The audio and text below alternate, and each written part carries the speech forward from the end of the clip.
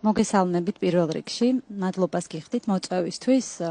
ძალიან მიხარია რომ აქ ვარ პირველ რიგში, იმიტომ რომ ეხლა შესაძლოა მიყურებს ადამიანი, ანუ მიყურებენ წყვილები, რომლებსაც იმედი აქვთ დაკარგული იმის, რომ შესაძლოა მშობლები გახდნენ და გამიხარდება თუ ჩემი ისტორია მათთვის იმედის მომცემი იქნება.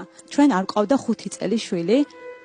და ერთ დღესაც გადავწყვიტეთ, რომ მოგველოცა წაჩხურის მთავარანგელოზის სახელობის მონასტერი, რომელიც მდებარეობს სამეგრელოში, მარტვილის რაიონში. და გამოირჩევა იმით, რომ ყოველ წელს აღდგომის პირველ ხუთშაბათს ბრწყინვალე შვიდეულში იმართება დღესასწაული წაჩხურობა, სადაც უშვილო წყვილები მიემართებიან აკვნებით და შესთხოვენ უფალს შვილიერებას.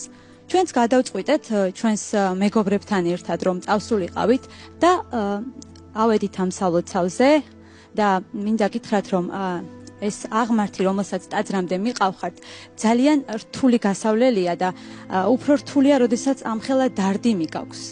ტაძრის მოლოცვის შემდეგ აქეთ ბრუნდები იმედით და რწმენით სავსე და მე ვფიქრობ ამ ყველაფერმა განაპირობა ის რომ არ დაიგვიანა ჩვენმა სასწაულმაც და ზუსტად 1 წლის შემდეგ ზუსტად 3 მაისს გავიგეთ რომ მშობლები გავხდებოდით. 5 წლიანი ნატრის შემდეგ დაიბადა ჩვენი სასწაული ვაჩე.